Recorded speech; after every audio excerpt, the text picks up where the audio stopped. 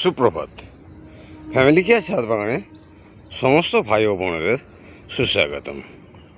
আজকে যে বিষয়টা নিয়ে আলোচিত হবে সেটি হলো আমরা এপ্রিল মাসে ছাদ বাগানে কোন কোন সবজিগুলো অবশ্যই চাষ করব। প্রথম আমি আসবো করলা। গ্রীষ্মকালে করলার সবজি একটি খুব গুরুত্বপূর্ণ সবজি, যেটি আমি মার্চে বসিয়েছিলাম। অলরেডি 1 মাসের মধ্যে এই গাছগুলি ফল দিতে শুরু করেছে। করলা চাষটা আমরা এপ্রিল মাসে অবশ্যই করে নেব। এপ্রিল মাসে করলা চাষটা করলে পুরো বর্ষা, গ্রীষ্ম এবং বর্ষা এই সিজনটা আমরা প্রচুর পরিমাণে করলার উৎপাদন পাবো। বস্তায় করে 3টি বস্তা এখানে নেওয়া হয়েছে। 2টি বস্তায় করলা মার্চে দিয়েছিলাম, যে গাছগুলো 3টি করে 6টি মোট গাছ মাচায় উঠেছে। এবং আরেকটি বস্তা আছে যেখানে এপ্রিলের ফার্স্ট উইকে বীজ দেওয়া হয়েছে, যেগুলো আমরা এপ্রিলের লাস্ট উইকে এরকম চেহারা পাবো। কারণ একটি গাছ যখন বৃদ্ধ হবে তখন ঠিক 1 মাসের নতুন এই গাছটি আরও ডেভেলপ হয়ে এই মাচায় সবসময় সবুজ এবং তরতাজা করলার গাছগুলো থাকবে। অলরেডি করলা গাছে প্রচুর পরিমাণে ফুল এসছে। যাক, এবার আমি আসছি কাঁচা লঙ্কা। কাঁচা লঙ্কার চাষটা আমরা অবশ্যই এপ্রিলে করব। আমি যে সমস্ত গাছগুলো মার্চে বসিয়েছিলাম সেই সমস্ত গাছগুলো নিয়ে আজকের ভিডিওটা করছি। অলরেডি মার্চের গাছে প্রচুর কাঁচা লঙ্কার ফল এসে গেছে, যেগুলো আমরা এপ্রিলে বসালে মেয়ের ফার্স্ট উইক থেকে উৎপাদন পেতে শুরু করব। 3 নম্বর যে সাবজেক্টটা আসবো সেটা হলো ঢ্যাঁড়সের চাষ। ঢ্যাঁড়সের চাষটা এপ্রিল মাসে অবশ্যই করা যায়। আমি যে মাসে গাছগুলো বসিয়েছিলাম এখানে একটি সেক্টর আছে, আরেকটি সেক্টর আছে। একটা বিষয় লক্ষণীয়, আমরা এক লাইনে দেখছি ঢ্যাঁড়সের গাছ রেডি হয়ে গেছে, অন্য লাইনগুলোতে আরও গ্রো ব্যাগে মাটি রেডি করা হয়েছে এবং বীজ বপন করা হয়েছে ঢ্যাঁড়সের, আবার দেওয়া হয়েছে। কারণ ফ্যামিলিতে একবারে সব খাওয়া হবে না, তাই 2টো সেক্টরে মার্চে গাছ বসানো হয়েছে, এপ্রিলে আরও 10-15টা ব্যাগে ঢ্যাঁড়সের বীজ দেওয়া হয়েছে। পরের পর যোগানটা অব্যাহত রাখার জন্য এই ব্যবস্থা। 4 নম্বরে আমরা আসবো বেগুনের চাষটা। বস্তায় করে গ্রো ব্যাগে করে ছাদ বাগানের বেগুনের চাষটা সবসময় আমি খুব ভালো করে থাকি। বেগুনের প্রচুর ভিডিও দেওয়া আছে ফ্যামিলি কেয়ার ছাদ বাগানে, বেগুনের চাষটা করতে পারেন। আমি 5 নম্বরে যেটা আসবো সেটা হলো কলমি শাকের চাষ। আমরা কলমি শাকের চাষটা অবশ্যই এপ্রিলে করব। আমি মার্চের ফার্স্ট উইকে যে কলমি বীজগুলো বসিয়েছিলাম, অলরেডি কলমি শাক রেডি হয়ে গেছে, খাওয়ার উপযুক্ত হয়ে গেছে। অন্যদিকে নতুন সেক্টরে আমি এপ্রিলের লাস্ট উইকে মাটি তৈরি করেছি, মার্চের লাস্ট উইকে মাটি তৈরি করেছি, এপ্রিলের ফার্স্ট উইকে বীজ দেবো, সেটাও দেখাবো। এরপর আমরা আসবো কলমির পর যেটা, সেটা হলো শসা। আমরা শসা চাষটা ছাদ বাগানে খুব ভালো রকম করতে পারি। এপ্রিলে অবশ্যই শসার বীজ বসিয়ে দিন। শসা চাষটাও ছাদ বাগানে খুব ভালো রকম হয়। আমি এখানে একটি বেডে শসা দিয়েছি, আর এদিকে একটি বেডেও শসা দিয়েছি।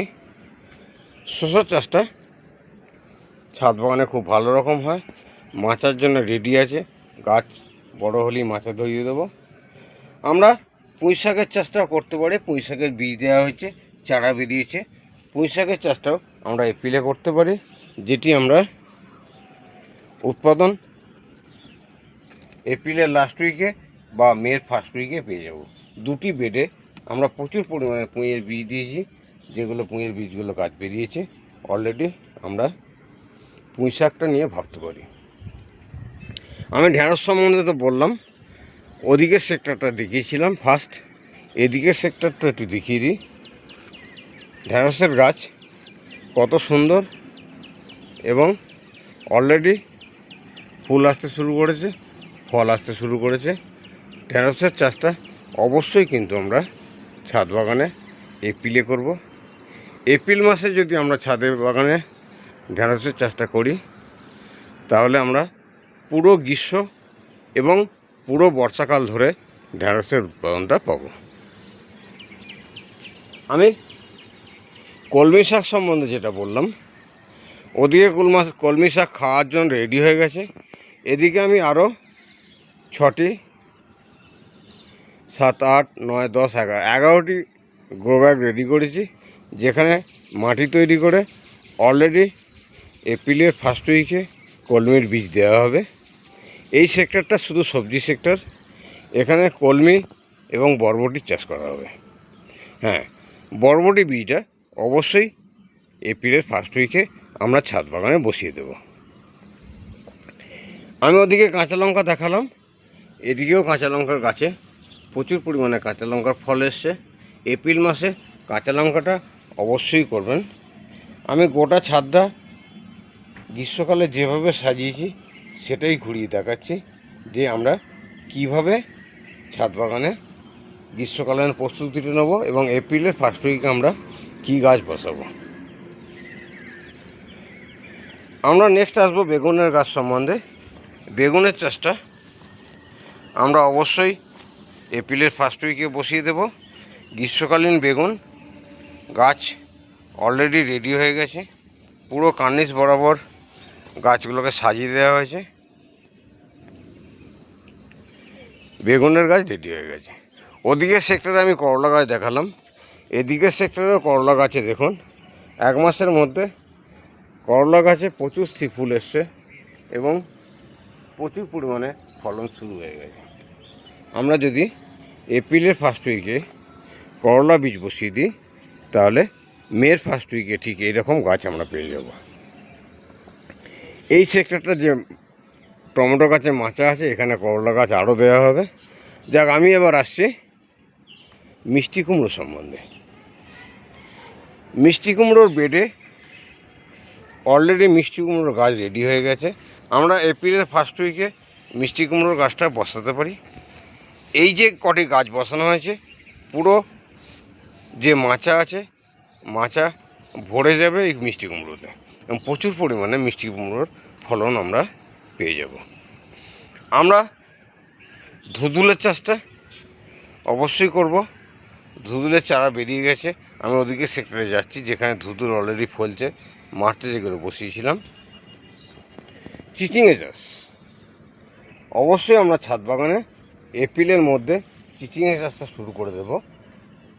চিচিংয়ের গাছ রেডি হয়ে গেছে, দেখছেন দুটো মাদায় মোট 4টি চিচিংয়ের গাছ দেওয়া আছে। আশা করি 4টে চিচিংয়ের গাছ থেকে মাচা ভর্তি হয়ে যাবে।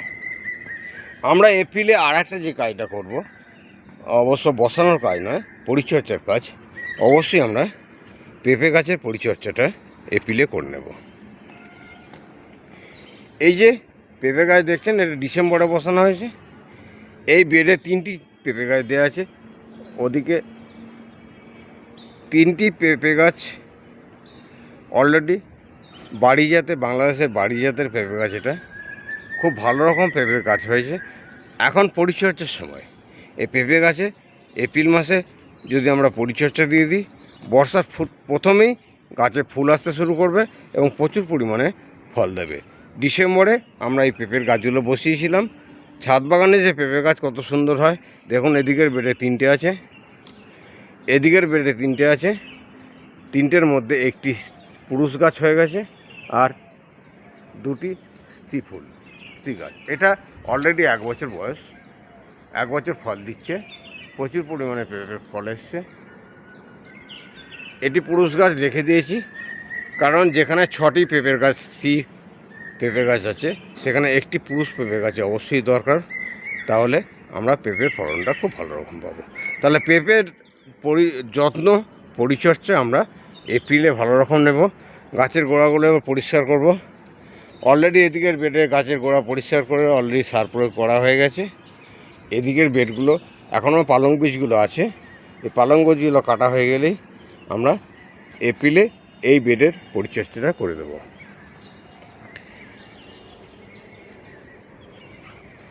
আমরা এবার যেটা আসবো সেটা কিছু কিছু বিস্তারিত আলোচনা। দেখুন, গাছের খাবার গাছ বসানোর সময় তো দেওয়া হয়েই থাকে, কিছু কিছু চাপান সার প্রয়োজন হয়, সেগুলো দিতেই হয়। আমি এক একটা গাছ সম্বন্ধে ফ্যামিলি কেয়ার ছাদ বাগানে এক একটা ভিডিওয়ে পরিচর্যার বিষয়টা, কম্পোস্ট সার তৈরির বিষয়টা, সব কিছু বিষয়টা আলোচনা করে থাকি। ফ্যামিলি কেয়ার ছাদ বাগান চ্যানেলটি সাবস্ক্রাইব করুন, সঙ্গে থাকুন এবং ফ্যামিলি কেয়ার ছাদ বাগান চ্যানেলের প্রত্যেকটি বিষয়ের সম্বন্ধে আলাদা করে ভিডিও দেখে নিন। দেখে এপ্রিলের ফার্স্ট উইকে এই গাছগুলো অবশ্যই বসিয়ে দিন এবং ফ্যামিলির 365 দিনের যে সবজি আর বাজারে যেতে হবে না, পুরোটাই ছাদ বাগান থেকে আমরা উৎপাদন পেয়ে যাব। কলমির ওদিকে আমি যে গ্রোব্যাগগুলো মাটি তৈরি হচ্ছে এপ্রিলে বীজ দেব, অলরেডি মার্চে বসিয়েছিলাম, এটা এপ্রিলের ফার্স্ট উইকে খাওয়ার যোগ্য হয়ে উঠেছে।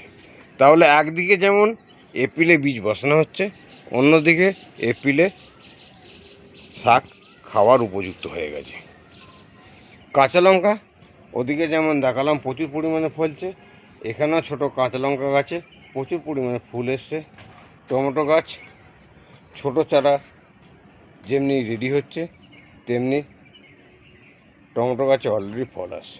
ফ্যামিলি কেয়ার ছাদ বাগানে যেটা হয়ে থাকে সেটা হলো একদিকে যেমন উৎপাদন হয়, অন্যদিকে চারা রোপণ করা হয়।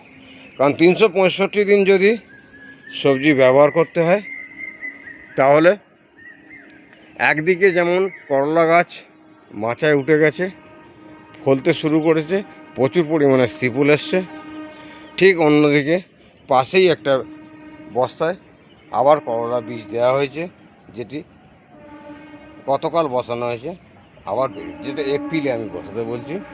এপ্রিলে অবশ্যই করলা চাষটা করুন, এই গ্রীষ্মে করলা চাষটা খুব ভালো রকম হয়। অলরেডি পুরনো গাছ লাউ মাচা ভর্তি হয়ে আছে, গাঁটে গাঁটে প্রচুর পরিমাণে লাউ ফলছে। লাউগুলোকে পলিথিন দিয়ে চাপা দিয়ে দেওয়া হয়েছে, কারণ ঠিক এই সময় প্রচুর ফল মাছির উপদ্রব হয়।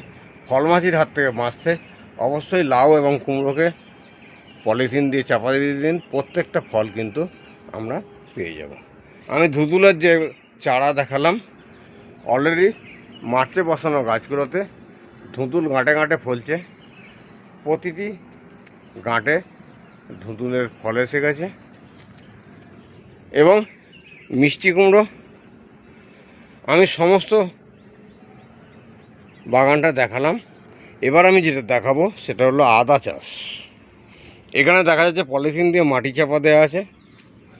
এই মাটিগুলি চাপা দেওয়া আছে এই কারণে কালকে রাতে বৃষ্টি এসেছিল, মাটি অলরেডি রেডি হচ্ছে, মাটিগুলো চাপা দেওয়া হয়েছিল, কালকে বৃষ্টি আসছিল তাই চাপা দেওয়া আছে। আদা চাষটা আমরা এপ্রিলের ফার্স্ট উইকে অবশ্যই করব। এপ্রিলের ফার্স্ট উইকে যদি আদা চাষটা করি তাহলে আমরা আদায় ভালো রকম ফল পাবো। এপ্রিল মাস গ্রীষ্মকাল ফসলের একটি গুরুত্বপূর্ণ মাস। এই এপ্রিল মাসে আমরা যদি ছাদ বাগানটা সাজিয়ে নিতে পারি, তাহলে পুরো গ্রীষ্মকাল এবং পুরো বর্ষাকাল ধরে আমরা বিভিন্ন রকম সবজি প্রচুর পরিমাণে উৎপাদন হবে এবং 365 দিন আমাদের সবজির ফ্যামিলিতে কোনো অভাব থাকবে না।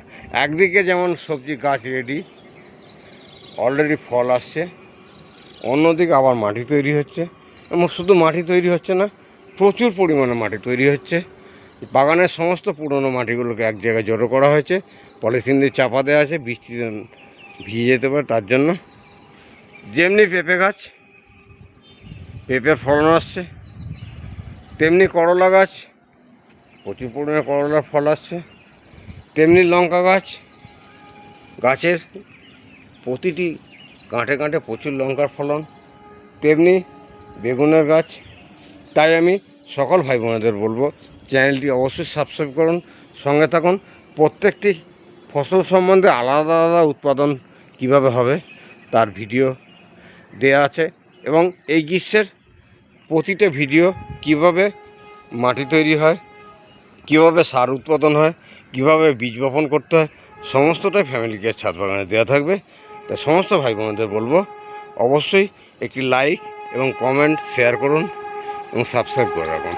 যাক, আজকের ভিডিও আর বিশেষ দীর্ঘায়িত করব না।